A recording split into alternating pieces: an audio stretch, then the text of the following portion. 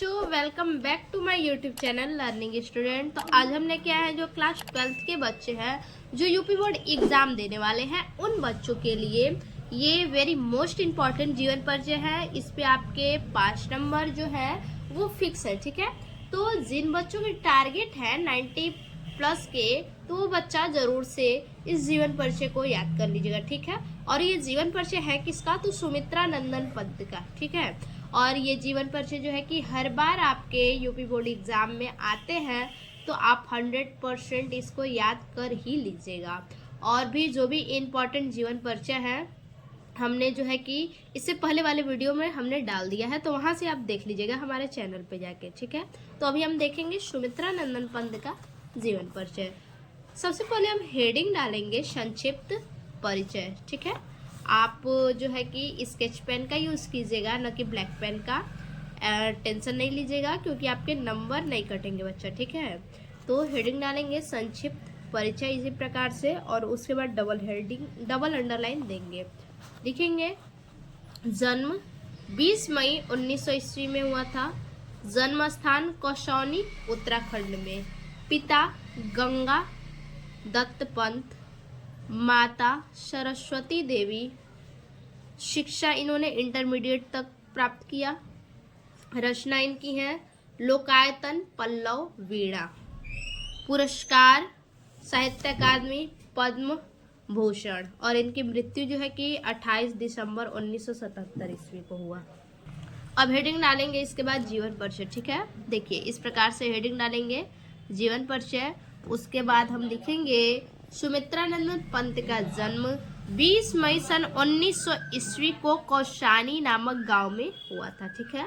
सुमित्रा नंदन पंत का जन्म कब हुआ, 20 मई सन 1900 ईस्वी को कौशानी नामक गांव में हुआ। इनके पिता का नाम गंगा दत्त पंत था तथा माता का नाम सरस्वती देवी था।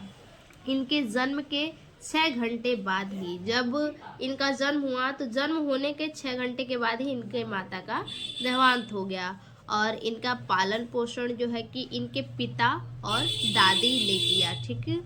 तो इनके जो बचपन का नाम था वो गुसाई दत्त, ठीक। इनके बचपन का नाम गुसाई दत्त था।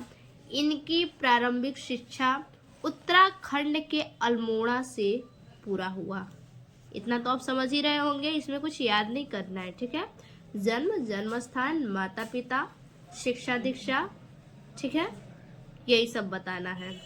और फिर से मैं कह रही हूँ कि जो इम्पोर्टेंट आपको लगेगा उसको हाईलाइट करना है, ठीक है। जैसे जन्म, जन्म स्थान, माता पिता है, इन सभी को क्या करना है, आपको हाईलाइट करके रखना है, ठीक। उसके बाद वर्ष 1916 में इन्हें पद्म भूषण, साहित्य अकादमी व भारतीय ज्ञानपीठ पुरस्कार प्राप्त हुआ, ठीक है। किसमें, 1961 ईस्वी में इन्हें पद्म भूषण, साहित्य अकादमी और भारतीय ज्ञानपीठ पुरस्कार प्राप्त हुआ। सरस्वती के इस पुजारी ने सन 1977 ईस्वी में इस संसार से सदैव के लिए विदा ले ली, ठीक।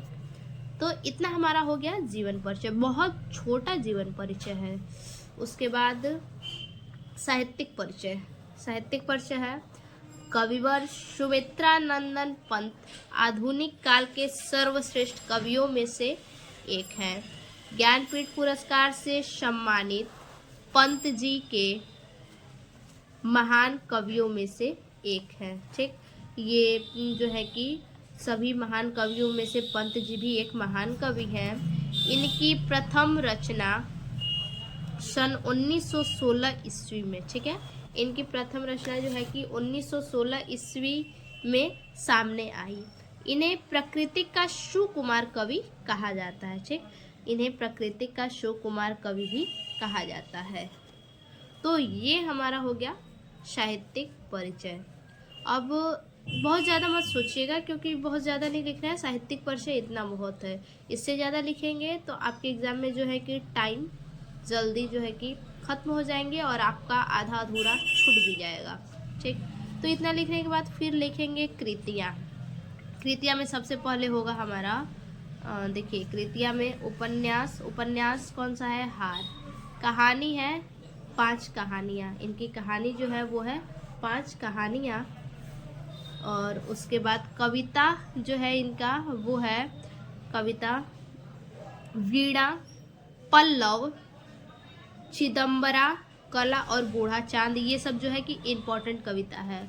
तो आपको बहुत ज़्यादा नहीं लिखता है, 3-4 कविता लिख देंगे हो जाएगा। और उपन्यास कहानी तो एक ही है। तो फिर से मिलते हैं एक और नए वीडियो में, तब तक के लिए धन्यवाद।